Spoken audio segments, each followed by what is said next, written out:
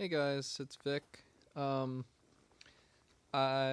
did a few videos a couple weeks ago when I got this bike in, but I just never got around to putting it together, so I think I'm gonna do a walkthrough with the bike and sort of explain the parallelogram setup and how it works, since a few people have asked me on Facebook.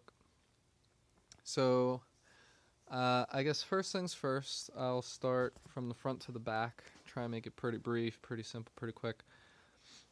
So this is a Bidalot RS1 frame replica.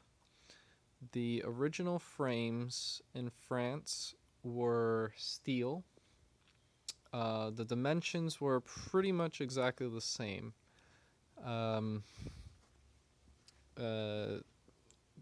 There are subtle differences, actually, with the guy who made this. I found out who it was, and he's a pretty well-known guy in France. But first difference is right here. This petcock is actually supposed to be right here. And the reason for that is the engine carb comes out through here. And when the engine variates, it sort of swings here. So that's one major difference. Second one is this doesn't exist, and neither does this monoshock. So this is all custom fabricated by the guy who made the frame. The original frames just have a point for two-sided rear suspension, but he added one on the actual swing arm itself. And I want to say the swing arms that came with the frame don't have this reinforcement bar, but I can't remember. It's kind of irrelevant, but just a slight difference. So in place of the monoshock, the original frames had an airbox here. So you would connect your carb to the airbox, and you would have pretty much a more silenced running bike, and you can also tune with the airbox a little bit. So here, what he did was there is a bearing inside of here, a sealed bearing, and here is a bushing. Now on the original frames, I believe it is a bearing here. It's more into the frame, it's not jutting out, but this is a much larger bearing. I actually think it's the stock Motobecon 32mm bearings, bushing, sorry. So it's actually more along this size, not so much this size. I want to say these are 20, it's probably about 22mm bushing by 20, and it's 8mm deep. So just a thing to keep in mind. I will be measuring out this whole bike and replicating it and such as a steel version, so I don't have a TIG welder or anything, and aluminum's kind of expensive. So anyway, so that's this part. The original parallelogram, so this is the superior and this is the inferior. Upper, lower, French terms. It only has one side for reinforcement. So all this is doing here is just providing a reinforcement bar here. And on this side, this is where the engine gets mounted to. Now, I don't have a long enough shaft to go all the way across, but that's what that is. They do use different bearings. Here are, let's see if I have here we go. So, a little bright, but this is an HK 1010, I believe. Yes, HK 1010 roller bearing, And this guy used it pretty much universally throughout the frame, so it makes it easier to get parts. So this is a bearing that has 10 millimeters inside, and that makes it a little bit easier, because what he did was he got these spacers. If I can find one lying around here, right here. So he got these spacers. This one's kind of busted, but they were 10 millimeters outer diameter, 8 millimeters inner diameter. That way you can fit it into the bearing and it will roll inside. You would push this all the way in, and it'll be sticking out a little bit on each side of the bearing. So that way whatever you attached it to wouldn't be rubbing against parts and such. So it just makes the action a little bit smoother, a little bit more rigid. The original frames, they didn't use 10 millimeter inner diameter bearings, roller bearings. They had 12. And that's just sort of a preference thing. It doesn't really matter, because usually you didn't get the frame.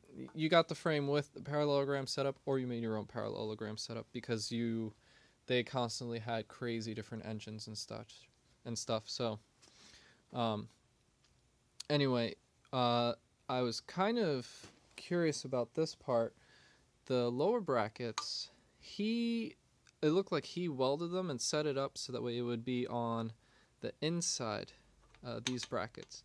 Stock, they're actually supposed to be on the outside. So now why did I say that he made it for the inside? He countersunk this mount here. So, you put a countersunk screw, and this is supposed to be on the inside. That does make things a little bit more interesting. Now, if you notice, the engine is not mounted to the lower part. It may have looked like that in the pictures, but it's not. So it's not. This isn't ready to be set up for swinging or anything. But the way that it works is there's supposed to be a mount here that's bolted up to these holes, and that mount connects to this middle part, which goes through here. So the engine is on a mount, preferably a mount that has a rubber bushing, so that way it's vibration resistant. And that mount is connected to a roller bearing, and that when the engine variates on the other side, it's going to pull itself from the top. So it's about right here, standing still. And it's going to pull itself in, and this part moves down, and this part moves down as well. I have the spring attached here, so it would have to be like that. So it goes all the way down, and the mount slides on here. The spring is sliding on roller bearings, and the top part is sliding on roller bearings. So it's very smooth action. As frictionless as it possibly can be. So what else here? So that's essentially the basis of how this works. And I'll get back to this in a minute. Just want to go through the rest of the frame. So the pulley part on the stock frames, there's I want to say a washer or something, and you get an axle that goes all the way in and stops at that washer internally, and you put a 8 millimeter socket nut and you screw it in, and it's flush. This frame doesn't have it, so I have to just put a stock 16 millimeter axle, which is inside with a bearing. You can't see the bearing, or maybe you can just barely. So it's sort of smooth there. See how that's moving. See how the pulley's not moving. The pulley is a fixed pulley. This is a rare Bidalot fixed pulley. It has a cog attachment, and I looked up as to why they did that, and the reasoning I had seen was so that way you can take off the pulley and service it without having to take off the sprocket and the chain and such. It doesn't matter too much for the fixed pulley because there's nothing to service really. Maybe if you damage your pulley, you can take it off, put another one in, you're good to go. It matters more for the clutch pulleys. So while you're tuning your clutch pulley, you need to remove it. So you take off the circlip, you take off all your washers, pull it off, service it, do what you got to do, put it back on. You don't ever have to touch your chain. So it's a pretty nice way of doing that. The other benefit is on the inside, you could barely see it, there's a ridge here. And that ridge, Nick Scrotter, sorry if I mispronounce your last name, he pointed out to me it's probably for friction reasons. So you get friction on both sides and friction in the middle. I don't know if you want friction. I guess you would want friction in terms of having grip to the pulley, but I almost feel like you don't want to have friction because you want it to spin as quickly as it can. So I don't know. Maybe it's for friction. Maybe it's for getting the belt more gripped onto the pulley, but it's just kind of an odd feature that you don't see on your normal pulleys. Okay, so finally the rear. Here is the launch lever. This is also custom made, fabricated with the HK 1010 bearing. It's usually again a 12 millimeter bearing with a bushing to convert it into 8, so a 12 to 8 millimeter bushing. And these are nylon slider foot pegs. He made this one very short. He must have had short feet because I'm gonna have trouble with that. And the other side is the same thing, nylon. It's fixed, so if the bike falls over, hopefully they don't rip out, and if they do, hopefully they don't rip the swing arm. So that's pretty much why you would want a nylon one, so it can slide pretty easily on when it tips over. The rear is super nice. I need to actually remachine this so that way it doesn't move. But it's nice because I have so much space for the tire and for a rim. I can probably put a small motorcycle rim in the back and not have to worry about space issues. So real tire, real rim is definitely a possibility here. You can see I have so much space to increase the tire size, and I have quite a bit of width. You can't really see it because this tire is fat, but rim wise, you can't see my fingers now. I have lots of space here. One downside to how he fabricated this, and I think that's why he has that red mark there. The chain is a little off center to the pulley. I don't know if I can account for that, but I'm gonna try and make the best of it. It's tilted inward here, and over there it's too far out. So I might have to make a spacer for the sprocket, and if I can't, if I make the spacer too long, it's gonna hit this, so it's a little bit of a headache.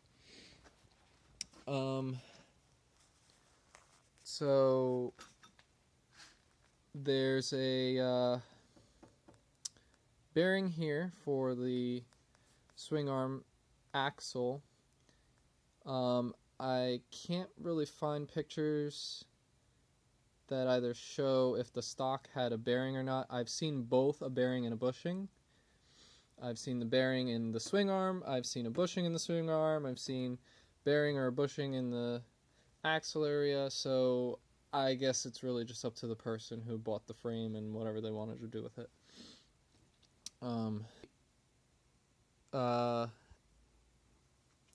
Monoshock is very nice. Sitting down on the bike with everything all set up, it's superb. Very nice action. This is a monoshock for scooters. I looked it up. It's height adjustable over here. I can adjust the height and I can adjust the preload. And there's also an inlet for, I guess, adding nitrogen or charging the shock. So it's pretty racy. It's pretty nice. I'll have to play with it and see what settings I like. But for now, it's definitely very smooth action sitting on it. Definitely not as hard as my frame over here. So I don't know if that'll help me or hurt me. Who knows? I'll find out when I get to ride it around more towards springtime when it's built. Seat pan to save your fiberglass as you're sitting your butt on it and you're racing very hard. It does, if you don't have a seat pan, it really works on your fiberglass and eventually it starts to crack. So that's kind of important. Okay. Real quick, the forks. The forks are connected to a tapered or countersunk bearing. You can see it in there. If you own a motorcycle, you know what this is. If you don't, I have to say this is so much better than moped loose bearings or caged bearings. So this is just a roller bearing that's sort of a cone shape. Okay, so I ran out of space completely on my phone. So, as I was saying, roller bearings, awesome. It's a cone that sits inside of here, and it's tapered. And there's another cone here that sits reverse, so it's more of a pyramid shape. This one's an upside down triangle. Press it together. Very smooth, very nice action. Very sturdy. There's no wobble or anything like that because it's all taken care of by the roller bearing. So these forks are 32 millimeter Pulley forks. Now I'm a little bit upset about this, but this is the right side brake version. So I need a right side brake caliper, and I only have lefts. So I did buy motorcycle calipers, and I bought a set. It was a left and a right. The left is right here. So I was hoping that this would be a little bit easy to set up. It looks like it fits, but really it doesn't. It fits in terms of if I line it up with the mount, if I move it any farther over, it's hitting that rim. And I don't think the disc is going to line up either. So, kind of a disappointment. What I'm going to have to do, if I can't find a right side caliper, is machine a mount for this to be run upside down. So it'll run like this, pretty much. And I'll have the hose coming out of this hole upside down. I don't think that's a major deal. If it is, let me know. So I don't know. I've never run a disc brake disc caliper upside down on the other side. But right side disc. So I have to flip my rim over, flip the tire around so that it's facing the right way. I need to get a fork brace. Luckily these comes with a 4-point fork brace. So I just need to machine a nice aluminum or steel brace up here. And these forks are the ones that come with anti-dive. What is anti-dive? Well, it was sort of a gimmick back in the day where you hook up your brake line all the way to your fork here, and you can see right here there's a bolt here. I think that's where it hooked up to. So this section of the fork is just for the brake fluid. The brake fluid runs through here, comes back out somewhere, and then goes to the other side. And I don't know how it's really set up, but the purpose of it is your forks stay from compressing too quickly when you brake hard. So it's sort of like timed together, so that way you get sort of, I guess, better rebound on your front suspension. I'm just going to plug in my phone here because the battery's dying. So that's pretty much wraps up the forks. Paoli forks, most of the parts swap over from the 30mm version that I have on my old race bike. It's just pretty nice to have the anti-dive. I'm not going to use it though. It's really just a gimmick. I just like having larger forks because it's a lot more stable for the track and my style of racing. So I will now talk about the swing arm, the parallelogram setup. So the parallelogram setup requires you to run a reverse variator. So this is the Melosi 115mm variator with the reverse, I want to call it a cannon because that's the only word I know in French. I don't know what this is called in English, but I guess variator barrel. So it needs to be in reverse so that way it lines up with the pulley. Now, all of this is just mock-up right now, so take it as you will. The engine, if I can get my cable around here, the engine is supposed to be like that, and that's about right. So the pipe will be barely hitting the tire. Here we go. The pipe will be barely hitting the tire, and you have sort of this parallelogram set up here. So this, bear with me, this superior part of this part of the mount is more angled, and it's angled in conjunction with this inferior part. So you have the parallelogram sort of shape going on, and you want that because if you have this straight down as it is right now sitting and this angled, when this tries to variate, this is going to go up because it's already at the bottom. So the only place it can go when it's moving backwards is up. And this part's going to try and go down, and your engine's just going to do something really funky. So the top and the bottom always have to be at the same angle at all times, as well as your pipe. Your pipe, usually what they do is they attach the pipe to the inferior mount.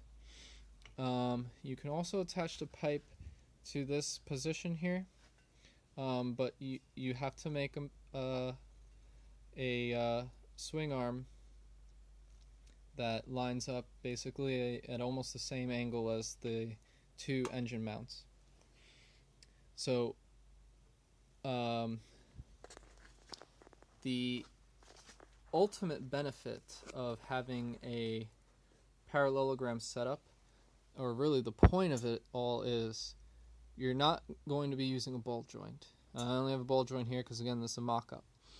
But you have a fixed exhaust coming out here, which goes straight to your exhaust pipe. So this will be straight coming out. You have to get that angle right. The Motobecon pipes do bolt on here from what it seems like. They might come out a little too wide because it's pretty close to the tire here, but that's essentially how it is. And your engine is going to have a wicked angle such as that. So your pipe is straight, your engine is leaned out, you have a mount here holding it to the inferior bracket, and you have your carb running in the middle of the frame.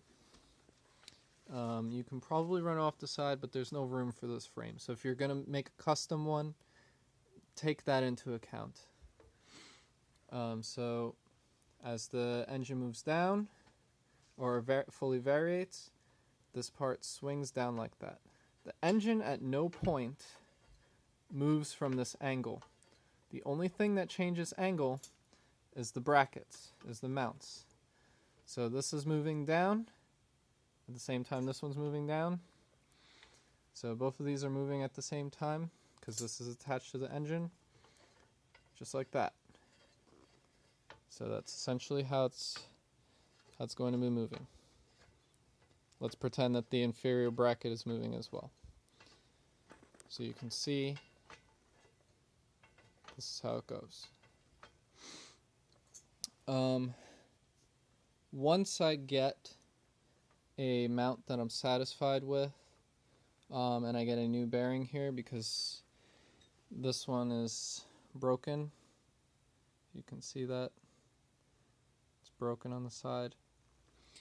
I'll probably just change all the bearings anyway, but once I get a bracket here and a mount and a shaft and all the other parts that I really need to set this up properly, I'll make another video and show how the action works all together. Hopefully I'll have a pipe that I'm satisfied with. I might make a pipe from scratch. I'm going to have to machine an exhaust mount as well coming out of the engine, and I will also have to fit the radiator in here somehow. You can see by my hand there's not a whole lot of space, so radiator is going to have to be pointed downward, pretty much almost straight down, as opposed to at an angle. So lots of different stuff, kind of interesting. I'm pretty stoked and excited to play with it. Basically just learning an entirely new engineering feat. I thought the single pivoting engine was, a cool thing, but this definitely takes the cake. There are a lot of variables you have to keep in mind. Luckily, most of them make things a lot easier, such as engine performance, because you don't have the ball joint, so you get a little bit of your horsepower back. Having a smoother action to your engine makes it so that way you're not losing power you're not losing brake horsepower. None of your parts are causing more friction than they need to, etc., etc. Everything's a little bit more rigid, and I guess that's pretty much where the advantages come from with having a parallelogram. With that comes all the headaches, so keep that in mind when setting it up. It looks simple, it's a simple concept, but there are many things to consider. So anyway, that's all I got. I'll get this up for you guys tonight, and if you have any questions, email me, message me on Facebook. I love hearing your comments and such, and any feedback you guys have. I'm not a professional. I just love doing these things, so anything that I'm doing wrong or you think I should take into account, let me know, and I'll definitely consider it as I'm doing the build. So, the wire out the way. Just one more shot of the bike from the back, and get one from the rear, or from the front. Okay, so see you guys later.